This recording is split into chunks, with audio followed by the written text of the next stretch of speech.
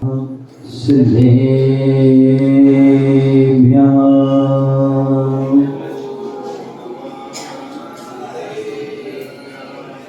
ॐ नमः सिद्धेभ्यः।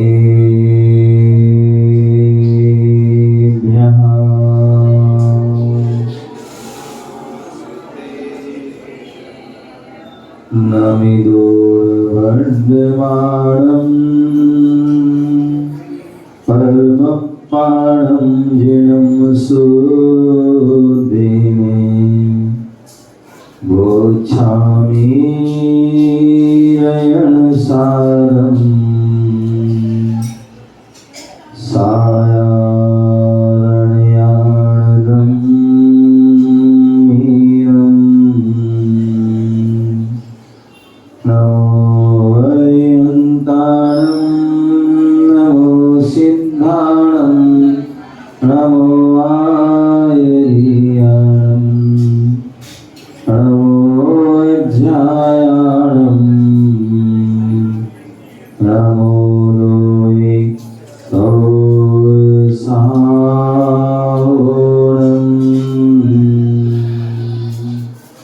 बोले अनंत सिद्ध परमेष्टि भगवान की जय। बोले आदि प्रभु आदि ब्रह्मा आदिनाथ भगवान की जय। चिंतामणि पारसनाथ भगवान की जय। शासन नायक भगवान महावीर स्वामी की जय। परम पूज्य आचार्य भगवान श्री कुंद मुनिराज की जय। परम पूज्य आचार्य भगवान गुरुदेव विराट सागर जी महाराज की जय। परम पूज्य भट्टाचार्य आचार्य श्री विशुद्ध सागर जी महाराज की जय। अहिंसा में विश्व धर्म की जय। तीर्थराज संवेद शिखर की जय। परम पूज्य उपाध्याय श्री 108 विशोक सागर जी महामंडराज की जय। नमोस्तु नमोस्तु। प्यारे बंधु, आज हम सभी पुनः भारत की राजधानी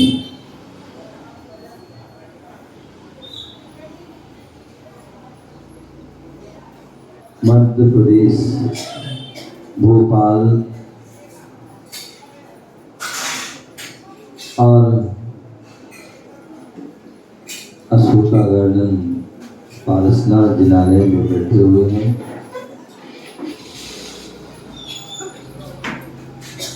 भगवान महावीर स्वामी का शासन चल रहा है और भगवान ने जो कहा, जो उनकी वाणी खिली, वही वाणी जिन वाणी के रूप में प्राप्त है, उसी जिनवाणी का व्याख्यान कर रहा है। आचार्य कुंद स्वामी रैणसार ग्रंथ में श्रावक और श्रवण की चर्या का व्याख्यान चल रहा है, जिसे पूज्य गुरुदेव अपनी टीका के माध्यम से साविस्तार वर्णन कर रहे हैं। कल हम सभी ने यहाँ पर सम्यक दर्शन के जो भेद, उन भेदों के बारे में बताया था कि निश्चय सम्यक दर्शन, एक व्यवहार सम्यक दर्शन, बीतराग सम्यक और सराग सम्यक, औपसमिक, छायोपसमिक और छाय, इन भेदों को भी जाना था।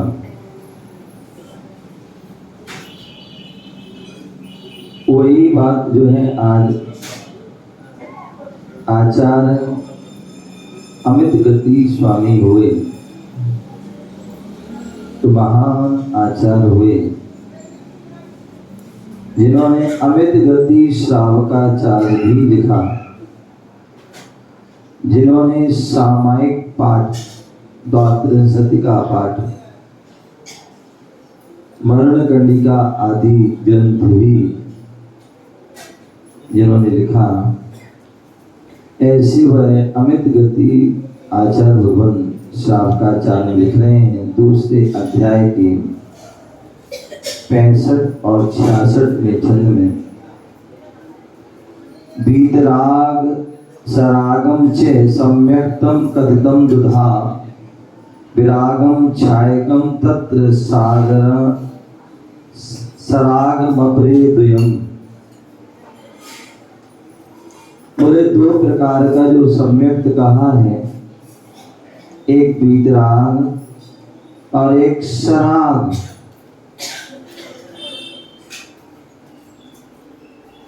जहां बीत गया है राग, ऐसा वह वीतराग जहां पर किसी प्रकार का कोई भी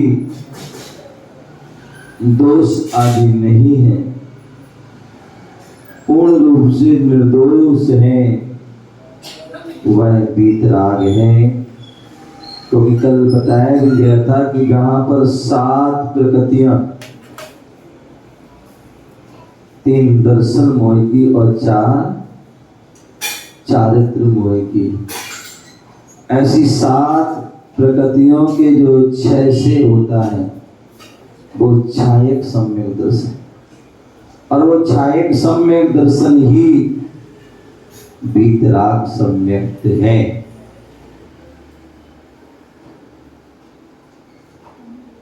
और इसके अलावा जो उपशम और क्षयोपशम है,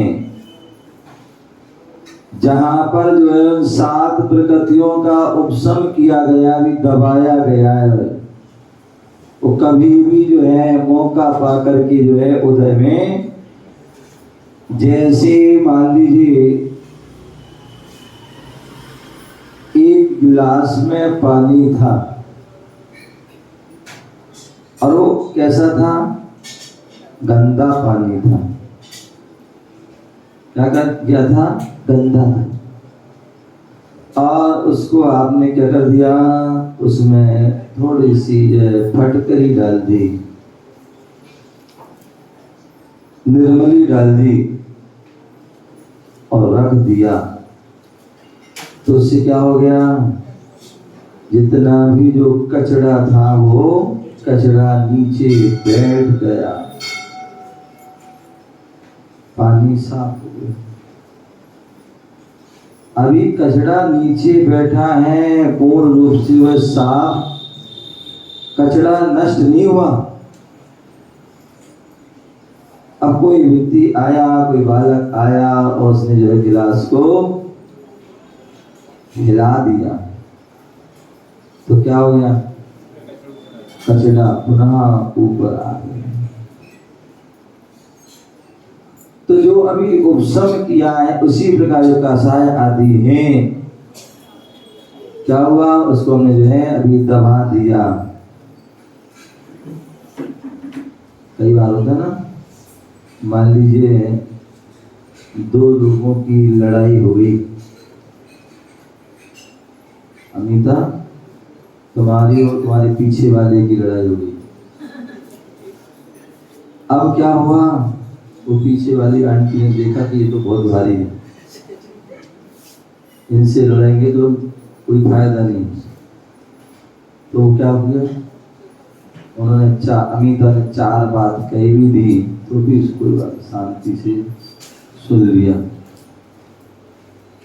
गुस्सा नहीं किया। उन्होंने 4 की जगह 8 भी सुनाई, क्योंकि उन्हें खुद पता है कि हम 4 उन्हें सुनाए, हम 4 सुनाएंगे तो फिर वो आगे सुनाएंगे और आगे बहुत बढ़ जाएगी, तो इसलिए अभी चुप हो गई, मन में सोचती मौका मिलने दो, क्या मौका मिलने दो, फिर बताएंगे। तो ये क्या है, तो ये कषाय अभी उन्होंने उनको दबाया है, नष्ट नहीं, और जब भी मौका मिलेगा तो जो है क्या करेंगे, अपनी भड़ास निकालेंगे। क्या निकालेंगी? अपनी भड़ास निकालेंगी। तो इसलिए जो है अभी उसमें क्या है, जो शराब है, इसलिए वो शराब सम्यक उपशम और जो क्षय उपशम वाला है। क्योंकि अभी जो कसाय नष्ट नहीं हुई है ना, उपशम वाले में दबी हुई है और क्षय उपशम वाले में क्या हुआ, जो हमने जो गिलास में फटके डाली थी, पानी नीचे बैठ गया। हमने क्या किया, धीरे से एक गिलास लाया दूसरा वाला, और ऊपर ऊपर का पानी दूसरे गिलास में डाल दिया और कचरा वाला अलग। तो क्या हो गया, अब जो दूसरे गिलास में पानी रख दिया, अब क्या हुआ कि कुछ जो है कचरा जो है अलग हो गया, नष्ट हो गया, लेकिन अभी भी कुछ है। क्या? अभी भी कुछ है। और जैसी निमित्त मिलेगा तो फिर उदय में आ जाए। क्या हुआ, कुछ जो है क्षय हो गया, कुछ अभी उपशम है, थोड़ा बचा था वो भी नीचे बैठ गया। तो कुछ क्षय हो गया, कुछ उपशम हो गया, और कुछ जैसी मिलेगा निमित्त मिलेगा तो उदय में भी आ जाएगा। तो वो क्षय उपशम है। क्या है? जहाँ पर क्षय भी हुआ है कुछ, और कुछ उपशम भी है, और आगे उदय भी होगा। तो ऐसा वह क्षय उपशम सम्यक, इसलिए वहां पर भी कसायों का जो प्रादुर्भाव है, कसाय है, और वहां दबी है, इसलिए दोनों ही शराब सम्यक। और छायक जहाँ कसाय शांत हो गई, बिल्कुल नष्ट हो गई, वो छायक वीतराग। क्या? वो वीतराग सम्यक्त है।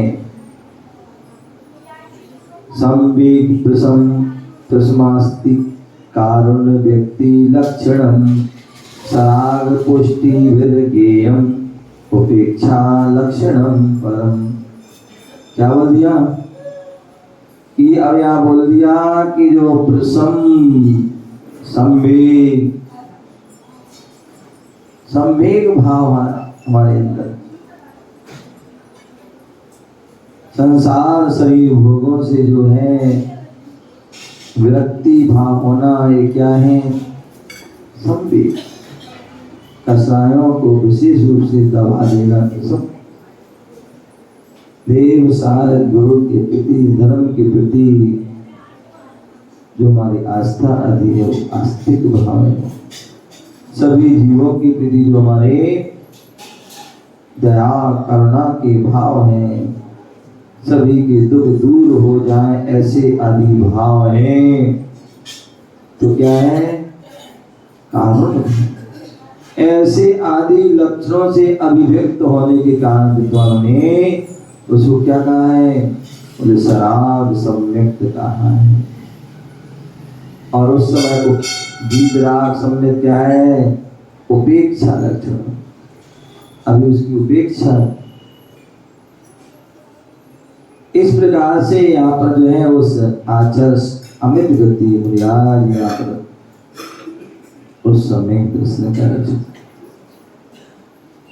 जो सराग और वीतराग जो सम्यक दर्शन है, बोले एक साधन है और एक साध्य है।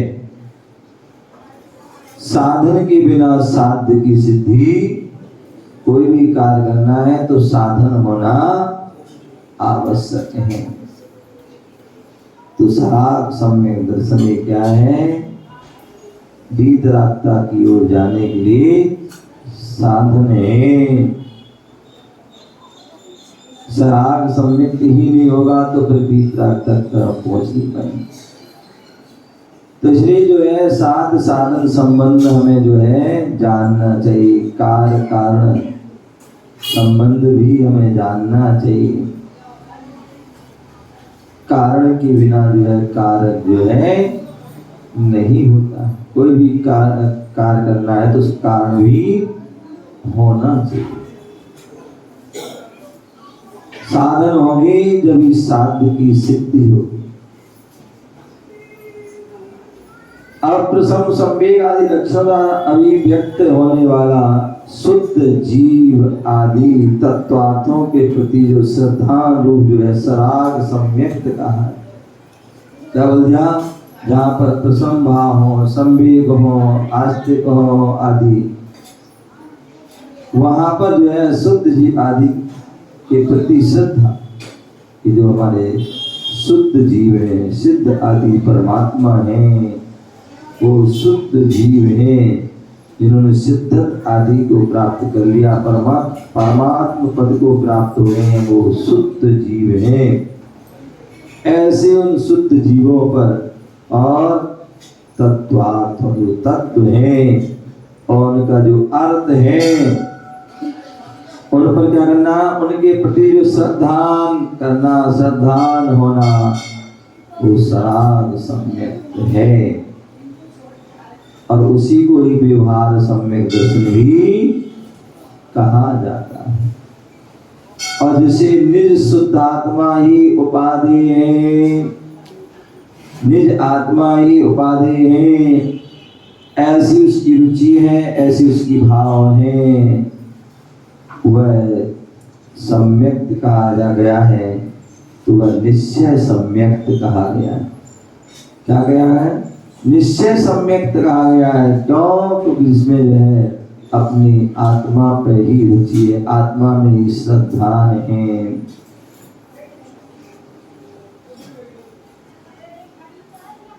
आचार्य भगवान गुरुदेव बता रहे हैं वस्तुता तो आत्मा ही, शुद्ध आत्मा ही उपाधि है। हमारा जो लक्ष्य जो है वह लक्ष्य क्या है? बोले शुद्ध आत्मा ही उपाधि है, वही ग्रहण करने योग्य है। शुद्ध आत्मा, अशुद्ध आत्मा नहीं। तो शुद्ध आत्मा ही वही उपाधि है और यह रुचि रूप जो सम्यक्त है वह तभी निश्चय सम्यक नाम से कहा जाता है। क्या? जब हम शुद्ध की प्रति उपाधि रखोगे, भाव उपाधि भाव रखोगे, तभी उसके प्रति रुचि होगी, तभी वो सम्यक्त होगा, तभी वह निश्चय सम्यक्त को प्राप्त हो पाएगा और तभी वह वीतराग सम्यक्त, वीतराग चारित्र से अभिनाभूत नियमता संबंध हो, अन्यथा नहीं। जब ये सब हमारे क्रम से रहेंगे तभी जो है हम निश्चय सम्यक पर पहुंच जाएंगे। जहाँ निश्चय सम्यक होगा वहाँ वीतराग चारित्र, जो वहाँ पर चारित्र भी जो है वीतराग चारित्र, चारित्र जो है प्राप्त होगा। क्योंकि शुद्ध सम्यक दर्शन है तो चारित्र भी, वीतराग चारित्र भी जो है संयमाचरण पूर्वक होता है। जहाँ संयम रूप आचरण होगा तभी वीतराग चारित्र, जहाँ संयम रूप आचरण ही नहीं है तो वीतरागता प्राप्त होने वाली। बोले चतुर्थ गुणस्थान में अनंतानुबंधी का अभाव, ये जो है क्या है? एक सम्यक्त्वाचरण, एक सम्यक्त्वाचरण है, एक संयमाचरण है और एक स्वरूपाचरण है। क्या है? स्वरूपाचरण। तो बोले जो अनंतानुबंधी कसाय का अभाव हुआ तो वहां सम्यक्त्वाचरण, सम्यक्त रूप जो है उनका आचरण है, श्रद्धा रूप में जो उनका जो है आचरण है, विश्वास रूप जो उनका जो है आचरण है और संयमाचरण, जहाँ पर जो है छठवां आदि गुणस्थान है अथवा कथनचित जो है पांचवा गुणस्थान है वहाँ संयम है, लेकिन छठवां गुणस्थान पूर्ण रूप से संयम है। तो ऐसा जो संयम रूप जो है आचरण होता है वो सीमाचरण है। क्या है? सीमाचरण है। और एक स्वरूपाचरण, जो सातवें गुणस्थान की उत्कृष्ट दशा है, उस दशा में व्यक्ति निर्विकल्प जो है अवस्था को प्राप्त होता है, वह स्वरूपाचरण, जहाँ आत्मा के स्वरूप में जो है उसका आचरण, आत्मा के स्वरूप में वह लीन है, ऐसा वह क्या है? स्वरूपाचरण। ऐसे उस स्वरूपाचरण, तो यहाँ बोला सम्यक आचरण, जो सम्यक रूप आचरण है वह क्या है?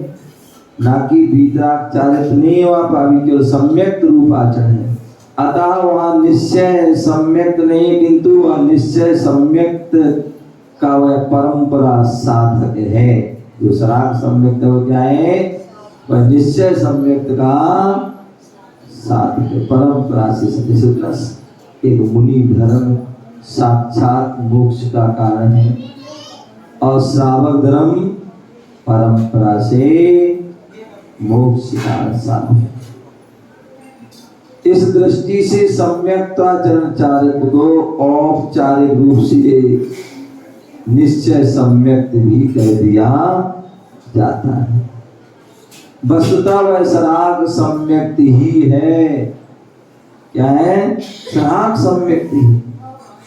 इस संबंध में विस्तार से जो है आचार्य भगवान गुरुदेव ने जहाँ सम्यक दर्शन का कथन किया, जहाँ विशेष रूप से उन्होंने सम्यक दर्शन नाम की कृति लिखी, उसमें विस्तार वर्णन किया, अथवा जहाँ पर शुद्धोपयोग नाम की उन्होंने पुस्तक लिखी, उसमें इन चीजों का विशेष जो है विस्तार से वर्णन। अध्यात्म दृष्टि से जो है मिथ्यात्व के उदय से होने वाले विपरीत अभिनिवेश से रहित जो जीवादि पदार्थों में श्रद्धा होता है, वह क्या है? विभाग सम्यक। अध्यात्म दृष्टि से क्या है? मिथ्यात्व का भी उदय है, विपरीत अभिनिवेश है, विपरीत श्रद्धा है। उनसे कहा जाए कि 7 तत्व तो बोले नहीं, तत्व तो 9 होते, तत्व तो 5 होते हैं। तो ऐसा विपरीत श्रद्धा, अथवा जो देव होते हैं, क्या होते हैं? देव तो जो है रागी होते हैं, गुरु होते हैं, वो जो है सवस्त्र होते हैं, सच्चे शास्त्र, जो शास्त्र होते हैं उसमें हिंसा की बात है। तो ये क्या होगा? पूरा विपरीत अभिनिवेश हो गया। तो ऐसे जो विपरीत अभिनिवेश से जो रहते हैं, क्या है? किसी व्यक्ति को आप कितना भी समझाओ, लेकिन वो समझने को तैयार नहीं होता है। तो वह क्योंकि उसका मिथ्यात्व का तीव्र, और एक जो है जो मिथ्यात्व से जो है अभिनिवेश, विपरीत अभिनिवेश से रहित हो गया है, उसे जीवादि तत्वों पर जो श्रद्धा हो जाता है। थोड़ी सी बात कहो, उसे वह तुरंत स्वीकार कर लेता है। तो ऐसा वह सम्यक जो होता है, उसे सम्यक की प्राप्ति होती है। और वो व्यवहार सम्यक वीतराग परमानंद मात्र स्वस्वभावी शुद्ध आत्मा ही उपाधि। क्या बोलती है? जो भीतराग परमानंद, जो मात्र स्वभावी शुद्ध आत्मा है, जो परम आनंद में लीन है, जहाँ राग आदि से वह परे, वह दोषों से परे हो गए, ऐसी वह शुद्ध आत्मा ही उपाधि है, ग्रहण करने योग्य है। इस रुचि रूप परिणाम से पर्ण शुद्ध आत्मा ही क्या है? निश्चय सम्यक है, राग आदि विकल्प रूप आदि से रहित है, और चैतन्य चमत्कार भाव से उत्पन्न मधुर रसा स्वाद सुख से युक्त है। वह निश्चय जो है सम्यक दर्शन कहा जाता है। अथवा निज शुद्ध आत्मा की अनुभूति लक्षण वाला, जहाँ निज आत्मा की अनुभूति हो रही है, लक्षण वाला वीतराग चारित्र से अविनाभूत जो सम्यक दर्शन है, वह निश्चय सम्यक दर्शन है। और वह कहाँ होता है? अप्रमत्त गुणस्थान से लेकर ऊपर के गुणस्थानों में होता है। और 7वें से लेकर के ऊपर तक चले जाइए, 8वां 9वां 10वां 11वां आदि जो है वहाँ निश्चय, ना कि नीचे गुणस्थानों में निश्चय सम्यक विद्या सम्यक आदि नहीं। ऐसा जानना और अधिक विस्तार की जरूरत नहीं है। इस प्रकार से यहाँ पर जो है सम्यक दर्शन की जो है बात कही। इस प्रकार व्यवहार सम्यक को सम्यक रूप से निर्दोष रूप से हमें धारण करना चाहिए। जो सम्यक दर्शन है निर्दोष 25 दोषों से रहित है, उसको धारण करना चाहिए, ताकि वीतराग स्वसंवेदन लक्षण वाले सम्यक की शुद्धि हो। जब व्यवहार सम्यक शुद्ध है तभी हम जो है निश्चय सम्यक की सिद्धि को भी प्राप्त कर पाएंगे। जब व्यवहार ही शुद्ध नहीं है तो निश्चय शुद्ध प्राप्त होने वाला नहीं है। पर पढ़ते हैं द्रव्यस्य शुद्धि है, पढ़ते ना, तो बोले पहले द्रव्य की शुद्धि भी होना चाहिए। जब द्रव्य की शुद्धि नहीं है तो भाव की शुद्धि भी होने वाली नहीं है। आप सुबह से मंदिर में आ जाओगे आंखें मीड़ते हुए हैं, तो आपके जो है मंदिर में भी भाव प्रधान जी नहीं लगेंगे। तो इसलिए कैसे आओ? पहले मुंह धो के आओ, स्नान आदि करके आओ, पूरी जो है सुबह की जो क्रियाएं हैं उनसे निवृत्त होके आओ। कई बार व्यक्ति जो है जब लेट हो जाता है, क्या ये चलता है, लेट हो जाता है। अब लेट हो गया, अब मंदिर आया तो भाई ऐसी भागम भागम मंदिर आया, अब लेट होगा तो कुछ काम तो छोड़ना पड़ेंगे, क्या छोड़ना पड़ेंगे। तो अब नहा तो आया, लेकिन हो सकता मंजन करके ना हैं, अथवा जो है हो सकता मंजन तो कर लिया लेकिन उठी गए नहीं गया, बाद में कर लेंगे। अब वो आ तो गया है लेकिन उसे स्वयं भी शुद्धि नहीं लगेगी, अशुद्धि का पैदा कर देगा वो, गैस पास आदि करके और दूसरों को भी परेशान कर। तो इसलिए भैया क्या करिए, बाहर की अथवा बहुत से व्यक्ति आ गए, स्नान भी कर लिया और भी क्रिया कर गई, लेकिन वस्त्र शुद्ध नहीं पहने। क्या नहीं पहने? वस्त्र शुद्ध नहीं पहने, तो भी आपको जो है पूर्ण रूप से शुद्धता महसूस नहीं होगी।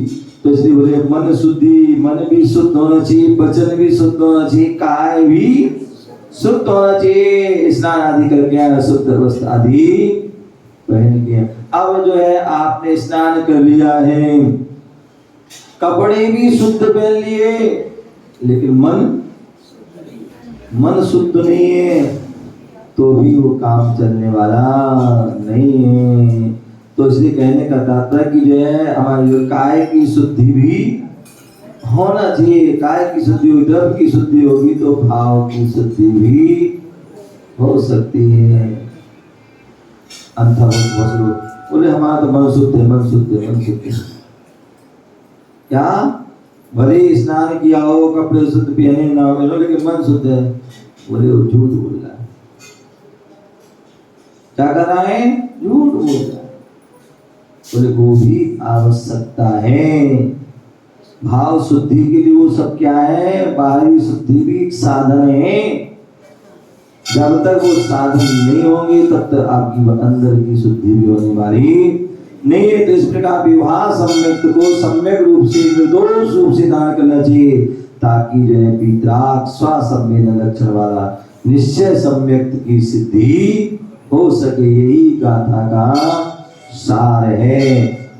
अब जो है शास्त्रकार उपगाहा छंद के द्वारा सम्यक तो आचरण चारित्र के स्वरूप का निर्देश कर रहे हैं। पंचम जो है इस दो गाथा के माध्यम से क्या बोल रहे हैं आचार्य कुंद गोस्वामी, भय वसण मल विभजित संसार शरीर भोग निबणो अठ गुण समग्रो दंसन शुद्धो पंच गुरु भक्तो। बहुत सुंदर जो है गाथा है। बोले सम्यक दृष्टि जीव कौन है? बोले इसमें सारी परिभाषा दी कि सम्यक दृष्टि को कैसा होना चाहिए। तो बोले सम्यक दर्शन से जो शुद्ध जीव है वो कैसा है? बोले भय, क्या भय से रहे। यदि आपके अंदर कोई भय है, भय से क्रिया कर रहे हो तो क्रिया सही नहीं है, उससे आपको विशुद्धि नहीं मिलेगी। तो भय नहीं होना चाहिए। और वो भय आचार्यों ने जो 7 प्रकार के भय कहे, क्या कहे? 7 प्रकार के जो भय हैं उनको जो है उन्होंने कहा है। क्या मूलाचार ग्रंथ में आचार्य कुंद गोस्वामी ने भट्ट के गोस्वामी ने जो है 53 नंबर की गाथा में कहा, यह पर लोयत ताणम अगुत्ति मरणम च बेना कम ही भया। क्या बोले? यह लोक भय। बोले इस लोक का जो है भय होना, ये पता नहीं क्या होगा, अब क्या होगा, अब क्या होगा, अब क्या होगा, अब क्या होगा। उसमें ही जो है ऐसा ना हो जाए, ऐसा ना हो जाए, ऐसा ना हो जाए। इसमें ही जो क्या होता है, व्यक्ति पूरा जीवन निकाल देता है, कुछ नहीं कर पाता है, भय में ही सारा। दूसरा जो है परलोक भय। अब क्या कर रहा है? हे भगवान मुझे ऐसा ना मिल जाए, मैं वहां ना चला जाऊं, नरक में ना चला जाऊं, निगूर में ना चला जाऊं, त्रियंच में ना चला जाऊं, मुझे कोई कष्ट ना हो, कोई पीड़ा ना, कोई वेदना ना हो, दरिद्री ना हो जाए, लूला नहीं हो, लंगड़ा नहीं हो जाऊं, ये नहीं हो जाऊं, वो नहीं। ये सब क्या है? उसे परलोक का भय लगा। क्या? परलोक का।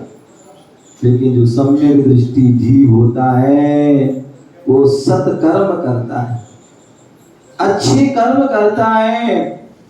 और जब वो अच्छे कर्म करता है तो ना उसे इस लोक में भय होता है, ना ही उसे परलोक में अरक्षा भय। क्या? अरक्षा, रक्षा का भय होता कि जो है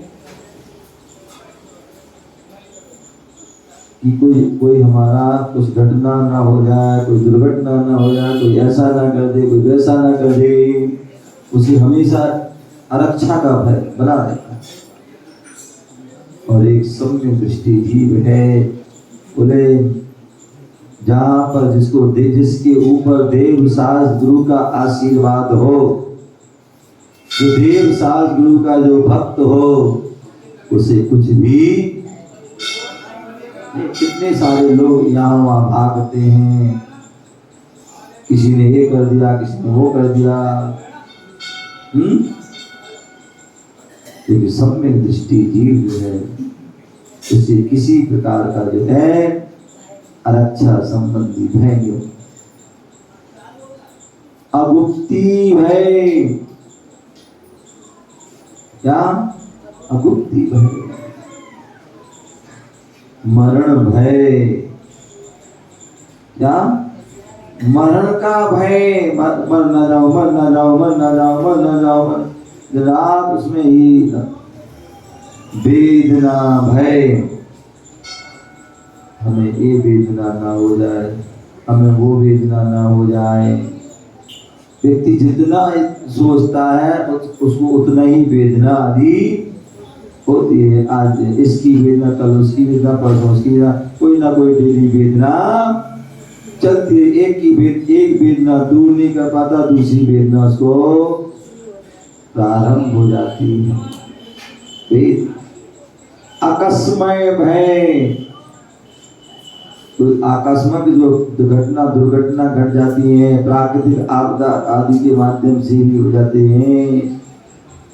तो ऐसे वह आकस्मिक जो है भय, किसी ने कुछ भयभीत हो जाता है, थोड़ा सा कुछ देखा और भयभीत हो गए, तो ऐसे वह आकस्मिक। तो बोले जो सम्यक दृष्टि जीव होता है उन 7 भयों से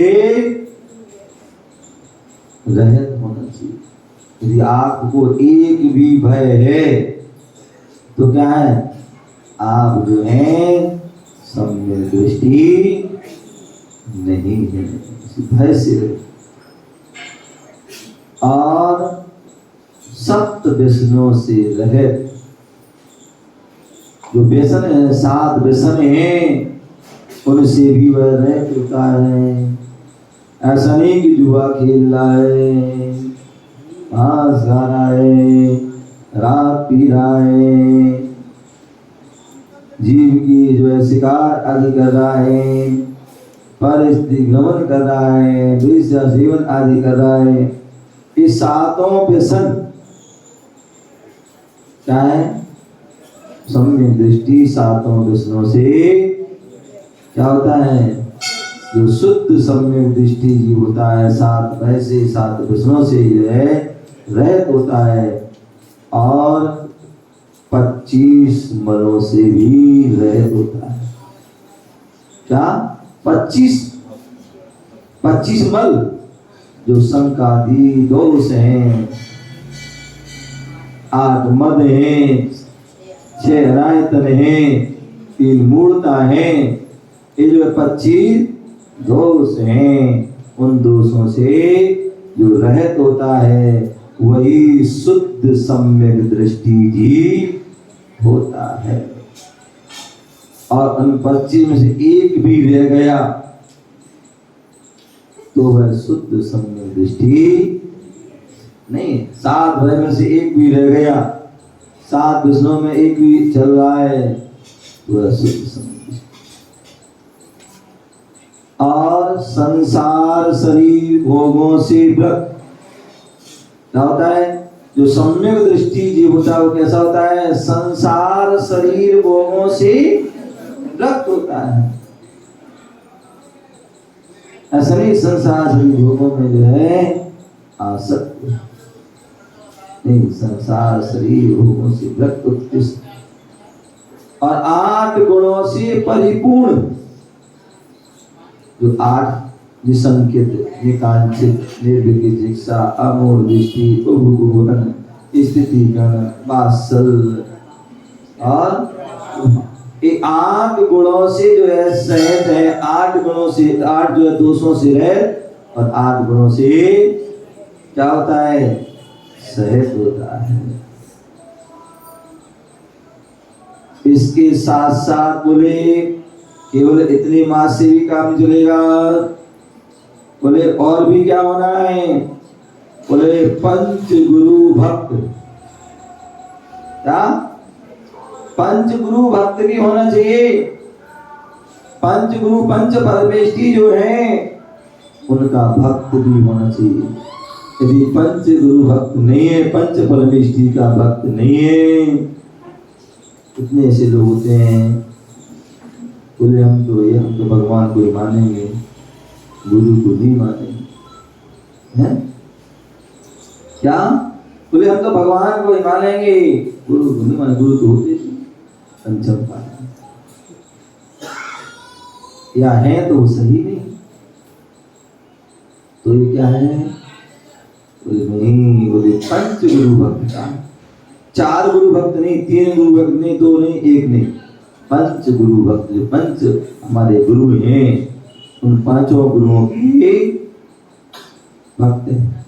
5 गुरु हैं, अरंत, सिद्ध, आचार्य, उपाध्याय, ये पंच, अरंत जी, सिद्ध जी, आचार्य जी, उपाध्याय जी, साथ ये पंच गुरु हैं। तो जो है हम भगवान के भी अनंत के भी भक्त हैं, सिद्ध के भक्त हैं, तो आचार उपाध्याय साधु के भी होना चाहिए। अथवा हम गुरु भक्त तो हैं, पंच जो है आचार उपाध्याय साधु तो हैं, लेकिन मंदिर नहीं जा रहे हैं। क्या मंदिर नहीं जा रहे हैं? तो बोले ये भी चलेगा। बोले गुरु के भी भक्त होना है और प्रभु के भी होना है। गुरु और प्रभु दोनों के जो भक्त होना है, केवल अकेले गुरु, क्योंकि लक्ष्य हमारा क्या है? हम गुरु के भक्त बने, किस लिए बने? जिससे हम प्रभु के भक्त बन सकें और प्रभु हम स्वयं प्रभु बन सकें, हम उस श्रेणी तक पहुंच सकें। तो इसलिए क्या? पंच गुरु भक्त। तो इसलिए प्रभु गुरु के भी भक्त और प्रभु।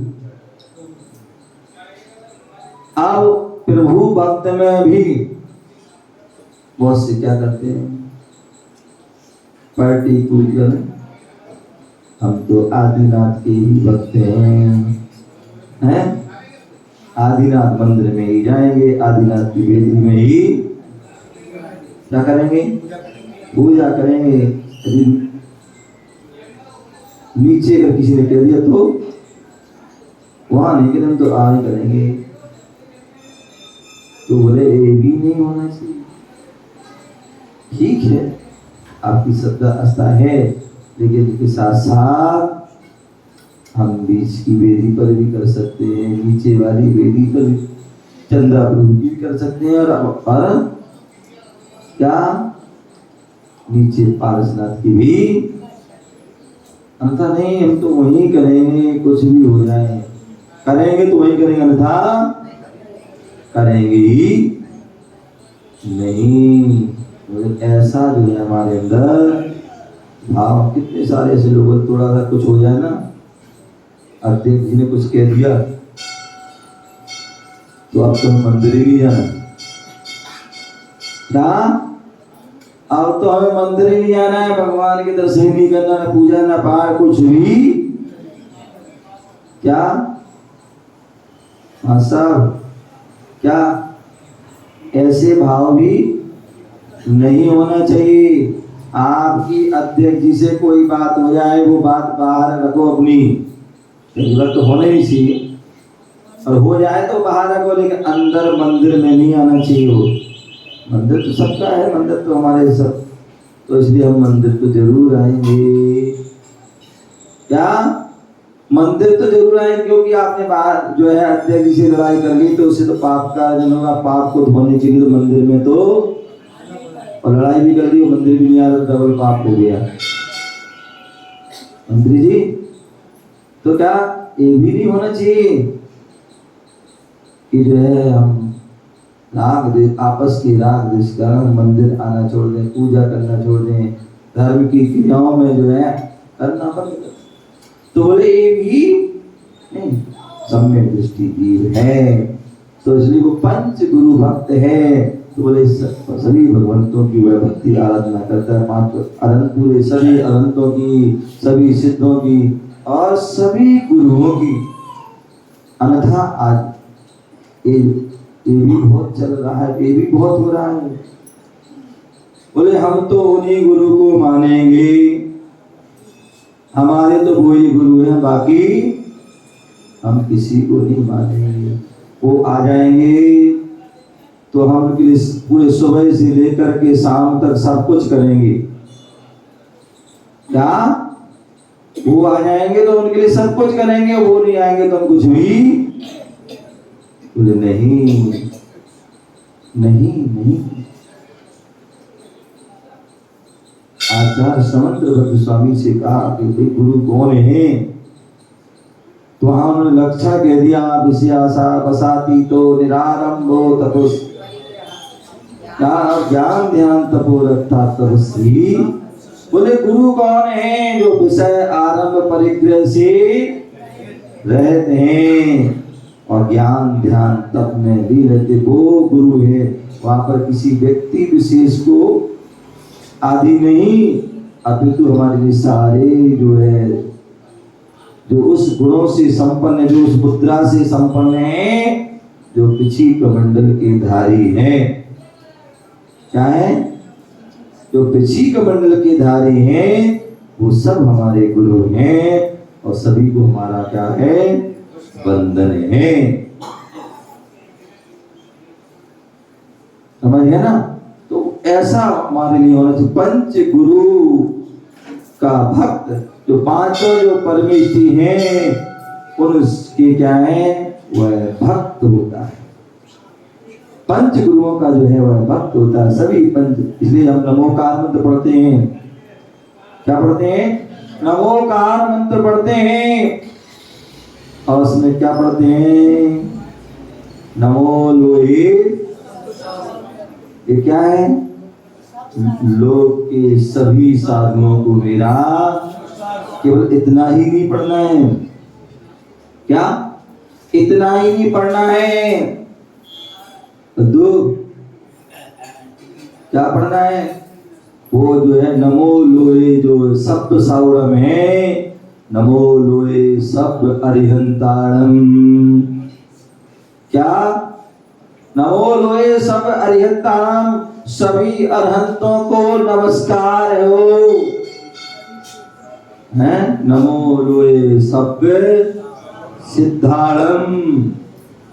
क्या है? लोक के सभी सिद्धों को नमस्कार। नमो लोए सब आयरियाणम। केवल एक आयरियाणम नहीं। क्या? तो हमारे तो यही है, एक ही आचार है। नहीं, हमारे लोक के जितने भी आचार निगमत में आए हैं, जो आचार के गुणों से संपन्न हैं, उन सभी आचार्यों को मेरा क्या है? लोक के सभी आचार्यों को मेरा नमस्कार। नमो लोए क्या? नमो लोए सब जो है वज्रायणम। लोक के सभी उपाध्यायों को, उपाध्याय परमेष्ठी है, जो उपाध्याय के गुणों से संपन्न है, रत्नों संपन्न है, ऐसे उन जो है उपाध्यायों को नमस्कार। उसी प्रकार लोक के सभी साधुओं को व्यक्ति नमोकार मंत्र की माला फेर रहा है। क्या कर रहा है?